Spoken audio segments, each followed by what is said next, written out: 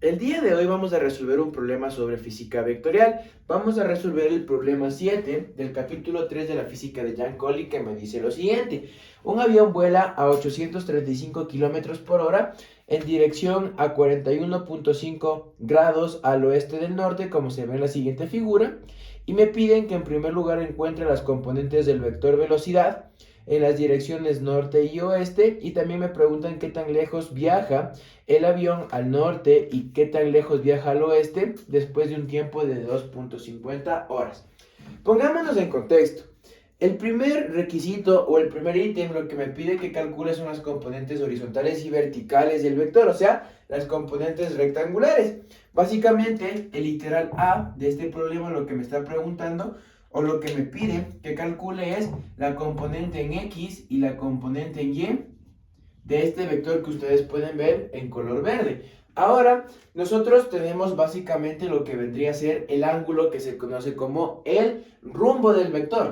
Este rumbo es el ángulo que existe entre el vector y el eje de las Y.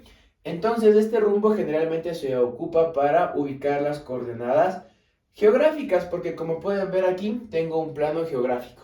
Entonces, generalmente este ángulo se ocupa para poder encontrar las coordenadas geográficas, pero en este caso me piden que encuentre las coordenadas rectangulares. Cuando me piden que encuentre las coordenadas rectangulares no me sirve mucho el ángulo del rumbo, sino me sirve un ángulo que se conoce con el nombre del ángulo teta.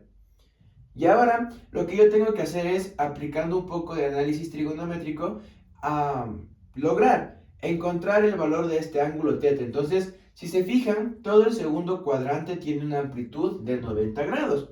Por lo tanto, si yo quiero encontrar este ángulo teta, simplemente tendría que restar 90 grados menos la amplitud del ángulo phi, que sería de 41.5 grados. Si hacemos esta resta para encontrar el ángulo teta, el resultado es igual a 48.5 grados. Y con este ángulo sí que podemos trabajar en el contexto de que ya podemos encontrar las coordenadas rectangulares. Entonces ya sabemos que este ángulo básicamente va a tener una amplitud de 48,5 grados. Ahora no es que con este ángulo del rumbo no se pueda encontrar lo que se conoce como las componentes rectangulares, sino que con el 48.5 grados se facilita mucho porque ya es un ángulo o es un triángulo rectángulo que nosotros podemos resolver. Y hablando de triángulos rectángulos, fíjense que este 48.5 grados forma un triángulo rectángulo, que si analizamos va a tener sus catetos, tanto el opuesto como el adyacente, y respectivamente van a corresponder el cateto opuesto al ángulo con la componente de las Y y el cateto adyacente al ángulo con el componente de las X. Entonces eso quiere decir que si yo encuentro el cateto opuesto voy a estar encontrando la componente en el eje de las Y, y si yo encuentro el cateto adyacente voy a estar encontrando la componente en el eje de las X. ¿Cómo puedo darme cuenta, cómo puedo entender este problema? Vamos a resolver el triángulo rectángulo. Como ustedes saben por conceptos de trigonometría, este cateto opuesto que corresponde con el cateto de las Y con este ángulo, ojo, con el ángulo que está en color azul, podemos encontrarlo con la función seno, porque sabemos que el seno del ángulo, de cualquier ángulo, es igual al cateto opuesto dividido por la hipotenusa. Si yo quiero encontrar el cateto opuesto, simplemente tengo que multiplicar el seno del ángulo. ¿Cuál sería el seno del ángulo? 48.5, ¿no? El seno de 48.5 grados multiplicado por la hipotenusa. ¿Cuál va a ser mi hipotenusa? Va a ser el módulo del vector, que en este caso son los 835 kilómetros por hora. Este resultado, o la multiplicación que me va a dar este resultado del cateto opuesto, que corresponde al cateto o a la componente en el eje de las Y, es equivalente a 625.37 kilómetros por hora. Entonces, este básicamente vendría a ser el dato del componente en el eje de las Y, 625,37 kilómetros por hora. Y ahora para poder encontrar lo que se conoce con el nombre de la componente en el eje de las X, lo que tengo que hacer es aplicar la función trigonométrica coseno. Entonces, el coseno del ángulo es igual al cateto adyacente, que ya recalcamos que coincide con el eje de las X o con la componente en el eje de las X. Entonces, lo que voy a hacer simplemente es a despejar de la fórmula. Me quedaría coseno del ángulo, ¿Qué ángulo? El ángulo con el que estamos trabajando. 48.5 grados multiplicado por la hipotenusa. ¿Cuál es la hipotenusa? Es el módulo del vector, que serían los 835 kilómetros por hora. Esto sería igual al cateto adyacente, que había recalcado, es la componente en el eje de las X. Hacemos esta multiplicación y el resultado es igual a 553,28 kilómetros por hora. Y básicamente ya tenemos el primer ítem, que me decía que encuentre lo que vendría a ser las componentes del vector velocidad en la dirección norte y oeste.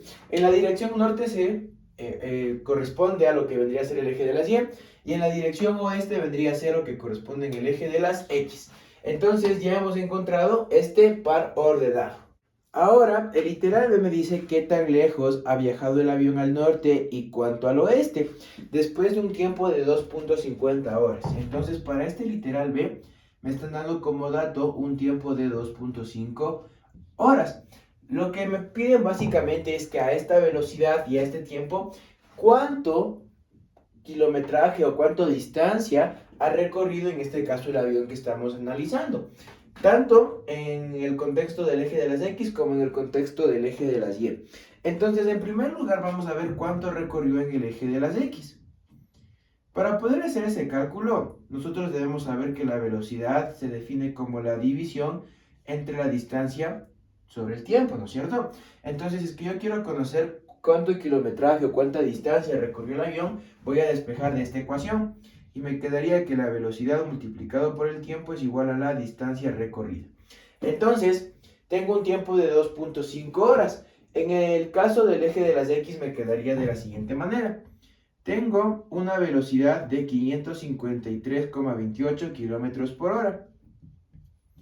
Multiplicado por el tiempo que se demoró en recorrer la distancia, que es de 2.5 horas, me debería dar el resultado de la distancia que recorrió el avión en el eje de las X. Si ponemos estos datos en la calculadora, me da que la distancia que recorrió el avión en el eje de las X es de 1383,20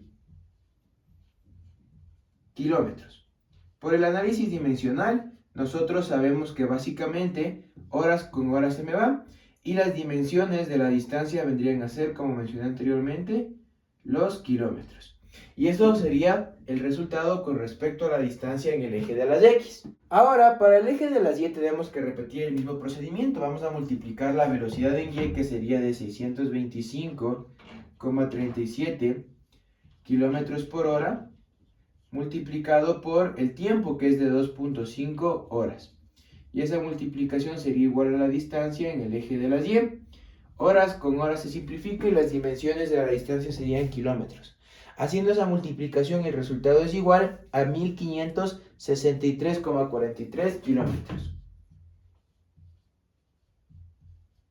¿Qué sería lo que recorrió el avión en el eje de las Y? Y de esta manera ya hemos encontrado prácticamente todo lo que me pide el enunciado. Espero que este video les haya servido full, que les haya gustado mucho. Cualquier pregunta que tengan, no olviden dejármela en la sección de comentarios y nos vemos en un próximo video.